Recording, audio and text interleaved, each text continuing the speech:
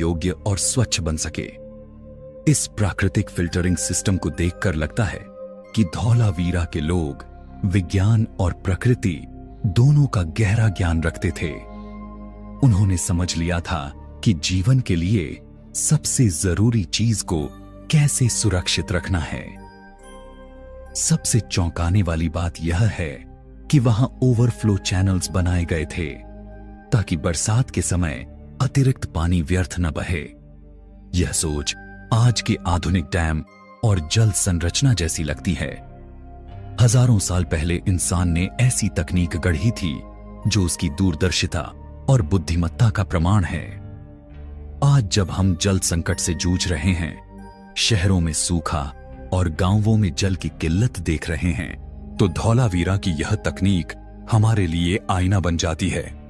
क्या हम इतने उन्नत होते हुए भी पानी की कद्र करना भूल गए हैं? वहां के लोग बिना मशीनों, बिना बिजली और बिना आधुनिक विज्ञान के भी पानी को संजोने की कला जानते थे, और हम आज इतने साधनों के बावजूद पानी को व्यर्थ गंवा रहे हैं। धौलावीरा का यह रहस्य हमें भीतर तक झकझोरता है। यह केवल इतिहास नहीं, बल्कि आने वाली पीढ़ियों के लिए सबक है कि प्रकृति का सम्मान करो और जल को बचाओ, वरना सभ्यताएं कितनी भी महान क्यों न हो, प्यास के सामने टिक नहीं सकती। नंबर 5, प्राचीन ड्रिलिंग तकनीक। एलोरा की गुफाओं को देखकर मन में पहला सवाल यही उठता है कि क्या यह सचमुच मानव हाथों का काम है, या फिर इसमें किसी ऐसी तकनीक का प्रयोग हुआ था जिसे हम आज भी पूरी तरह समझ नहीं पाए हैं। विशाल चट्टानों को काटकर बनाए गए मंदिरों में 90 डिग्री के कोने इतने सटीक हैं कि आधुनिक इंजीनियर भी चकित रह जाते हैं।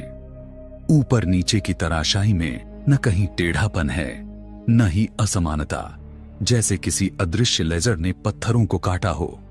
यह सोचकर ही रोमांच होता है कि हजारों साल पहले बिना मशीनों के ऐसा कैसे संभव हुआ होगा। प्यूमा पंकु की डायोराइट चट्टानें इस रहस्य को और गहरा कर देती हैं। डायोराइट एक बेहद कठोर पत्थर है जिसे आधुनिक ड्रिलिंग मशीनों के बिना काटना लगभग असंभव है, लेकिन वहां हमें ऐसे परफेक्ट होल्स और समकोण कट्स मिलते हैं जो मानो किसी हाई फ्रीक्वेंसी टूल से बनाए गए हों। इन छेदों की गहराई और चिकनाई देखकर लगता है कि वहां केवल हथौड़े और छेनी का इस्तेमाल नहीं हुआ, बल्कि कोई उन्नत तकनीक प्रयोग की गई थी।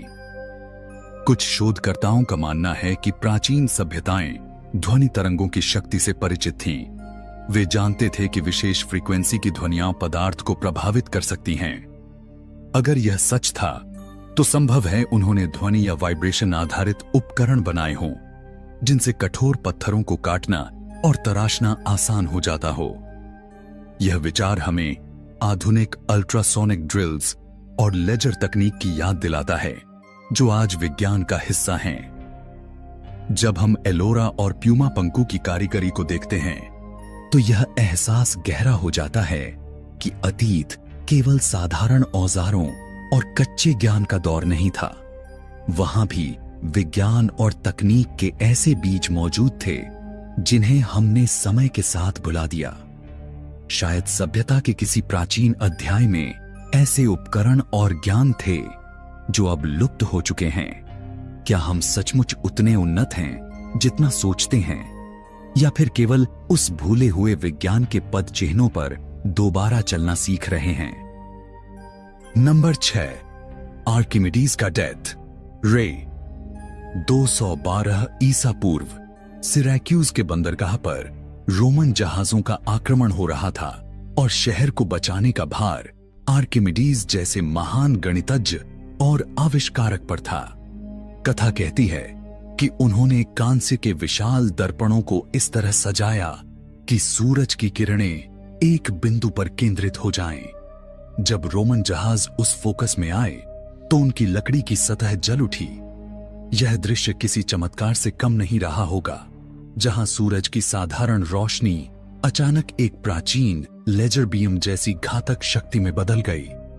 सदियों तक इस कहानी को कई लोगों ने कल्पना या अतिशयोक्ति मानकर खारिज कर दिया। लेकिन 2005 में MIT के छात्रों ने प्रयोग कर यह साबित किया कि यदि दर्पण सही कोण पर हों और पर्याप्त संख्या में लगाए जाएं, तो लकड़ी को जलाना वास्तव में संभव है। उन्होंने देखा कि सूर्य की किरणें कुछ ही मिनटों में लकड़ी की सतह को सुलगा सकती हैं। यह प्रयोग मानो समय की धूल में दबे उस रहस्य को फिर से जीवित कर गया। हजारों साल पहले आर्किमिडीज ने बिना किसी आधुनिक तकनीक के प्रकाश और परावर्तन के नियमों को इतनी गहराई से समझा था कि वह सूर्य को एक हथियार में बदल सके। यह केवल विज्ञान नहीं, बल्कि मानव कल्पना और साहस की ऊंचाई थी। अगर यह सचमुच युद्ध में इस्तेमाल हुआ, तो यह उस समय का सबसे उन्नत हथियार रहा होगा। एक ऐसा हथियार जो बिना बारूद, बिना धातु के विनाश कर सकता था। यह विचार रोमांचित करता है कि क्या यह प्राचीन डेथ रे वास्तव में आधुनिक लेजर तकनीक का प्रारंभिक रूप था। आज हम लेजर से धातु काटते हैं, सर्जरी करते हैं, संचार करते हैं, परंतु उस समय केवल सूर्य और दर्पणों से ही अद्भुत शक्ति उत्पन्न की जा रही थी। आर्किमिडीज का यह रहस्य हमें यह एहसास कराता है कि ज्ञान की कोई सीमा नहीं होती। सभ्यता चाहे कितनी भी पुरानी हो, उसकी जिज्ञासा और रचनात्मकता भविष्य से मुकाबला कर सकती है।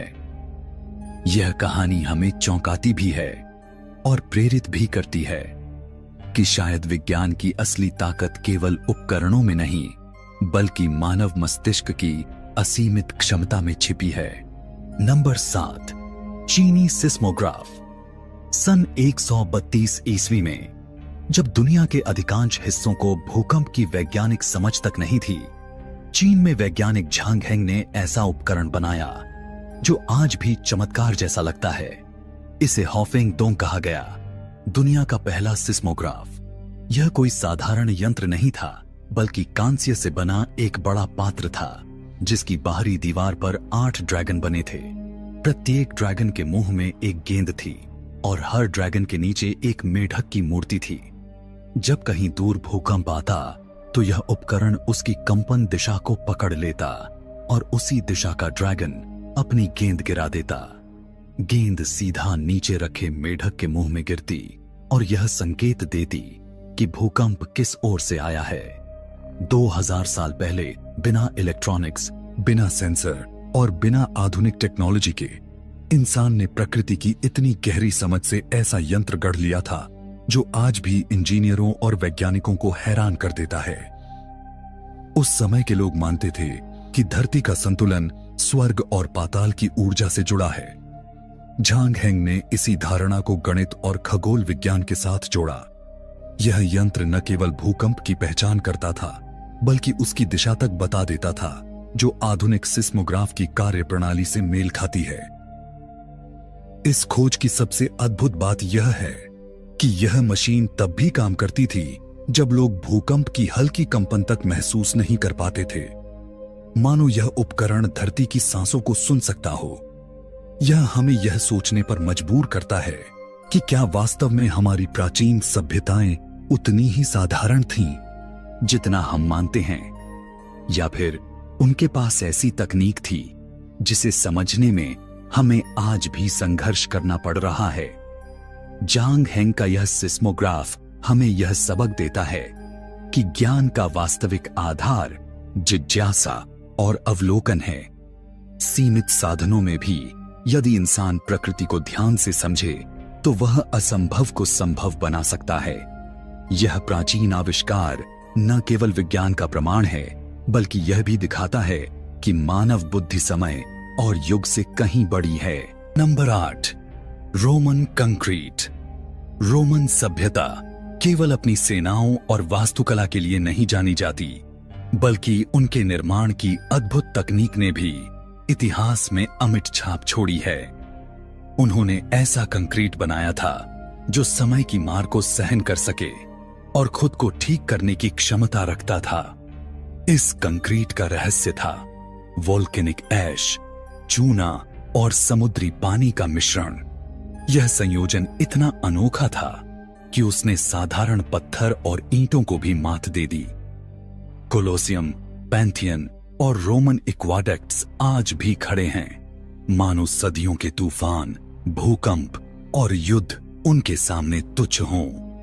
आधुनिक कंक्रीट जहां कुछ ही दशकों में दरारों से भर जाता है, वहीं रोमन कंक्रीट ने 2000 साल से भी अधिक समय तक मजबूती बनाए रखी। इसके पीछे की सबसे चौंकाने वाली बात है इसका सेल्फ हीलिंग गुण। जब इसमें दरारें पड़ती थीं, तो समुद्री पानी के संपर्क में आने से वोल्केनिक खनिज सक्रिय हो जाते और दरारें अपने आप भर जाती, मानो यह कंक्रीट जीवित हो और अपनी सुरक्षा स्वयं करना जानता हो। उस युग में लोग किस गहरी समझ के साथ प्रकृति के संसाधनों का उपयोग कर रहे थे। उन्होंने केवल इमारतें खड़ी नहीं की, बल्कि ऐसा विज्ञान गढ़ा जो समय को चुनौती दे सके। आज के वैज्ञानिक जब इस रहस्य पर शोध करते हैं, तो यह मानने पर मजबूर हो जाते हैं कि आधुनिक तकनीक होते हुए भी हम वैसा टिकाऊ कंक्रीट नहीं बना पाए हैं। यह एहसास भीतर तक रोमांचित करता है कि प्राचीन ज्ञान केवल कलात्मकता तक सीमित नहीं था, बल्कि उसमें गहरी वैज्ञानिक दृष्टि भी छिपी हुई थी। रोमन कंक्रीट की मजबूती हमें यह याद दिलाती है कि सभ्यता का असली वैभव ऊंची इमारतों से नहीं, बल्कि उस ज्ञान से है जो पीढ़ियों तक टिक सके। शायद यही कारण है कि जब हम पैंथियन का गुंबद देखते हैं या कोलोसियम की दीवारों को छूते हैं, तो उनमें केवल पत्थर और ईंट नहीं, बल्कि अतीत की अद्भुत बुद्धिमत्ता और समय को मात देने का गर्व महसूस होता है। नंबर 9, माया कैलेंडर। माया सभ्यता का नाम आते ही सबसे पहले उनके अद्भुत कैलेंडर की छवि मन में उभरती है। यह केवल दिन, महीने और वर्ष गिनने का साधन नहीं था, बल्कि ब्रह्मांड के रहस्यों को समझने का एक दर्पण था। उनका लॉन काउंट कैलेंडर हजारों वर्षों तक चलने वाले खगोलीय चक्रों को ट्रैक करता था। उस समय न कोई दूरबीन थी, न आधुनिक उपकरण, लेकिन फिर भी माया खगोलविद सूर्य, चंद्रमा और यहां तक कि शुक्र की गति को इतनी सटीकता से माप लेते थे कि आज भी वैज्ञानिक उनकी गणनाओं पर चकित हैं। उनकी गणना केवल खगोलीय घटनाओं तक सीमित नहीं थी। वे सूर्य और चंद्र ग्रहण का समय और स्थान पहले से ही बता सकते थे। उन्होंने देखा था कि आकाश के हर तारे और ग्रह का एक निश्चित पैटर्न है, और उस पैटर्न को समझकर उन्होंने भविष्य की घटनाओं का अनुमान लगाने की कला विकसित कर ली। शुक्र ग्रह की गति की उनकी गणना आधुनिक खगोल विज्ञान की सटीकता से मेल खाती है। यह चमत्कारिक लगता है कि बिना किसी तकनीक के उन्होंने आकाश को ऐसे पढ़ा मानो वह एक खुली किताब हो। 2012 में जब माया कैलेंडर का एक बड़ा चक्र समाप्त हुआ, तो पूरी दुनिया में अफवाहें फैल गईं कि यह दुनिया का अंत है।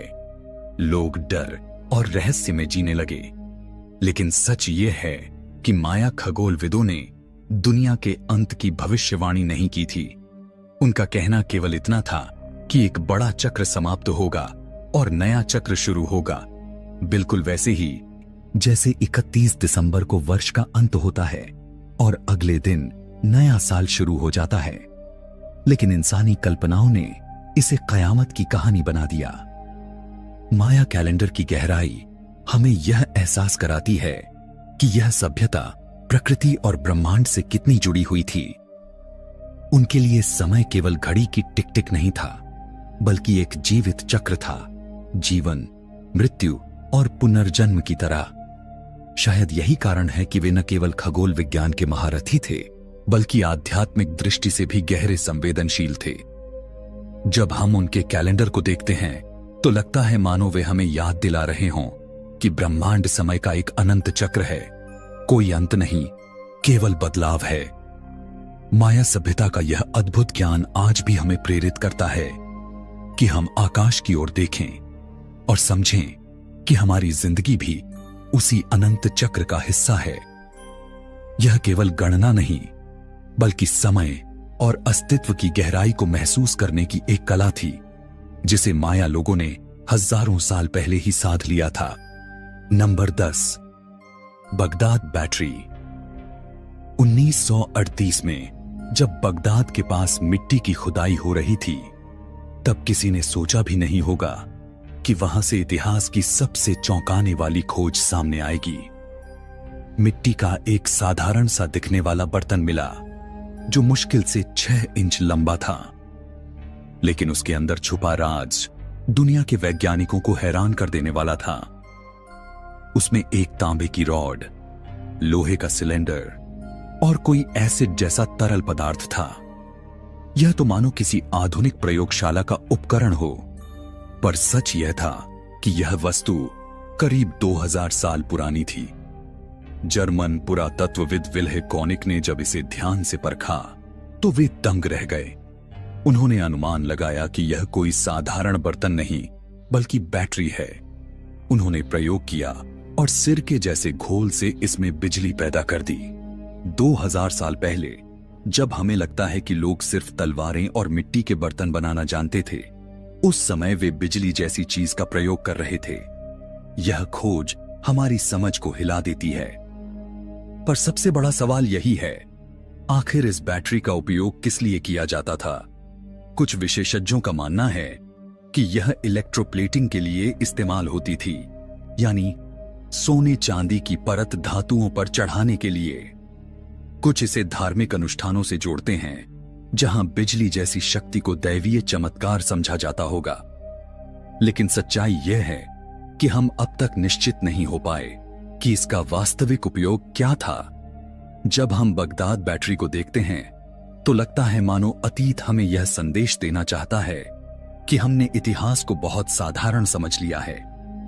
हम मान बैठे कि विज्ञान और तकनीक सिर्फ आधुनिक सभ्यताओं का हिस्सा है, लेकिन शायद प्राचीन लोग हमारी सोच से कहीं अधिक उन्नत थे। यह बैटरी हमें एहसास कराती है कि अतीत के रहस्य आज भी अधूरे हैं और हम शायद तक सिर्फ उनकी झलक ही देख पाए हैं। बगदाद बैटरी हमें सिखाती है कि इतिहास सिर्फ पुरानी कहानियों और खंडहरों का नाम नहीं है, बल्कि वह अनगिनत छुपे हुए राजों का खजाना है जो हर बार हमें चुनौती देता है।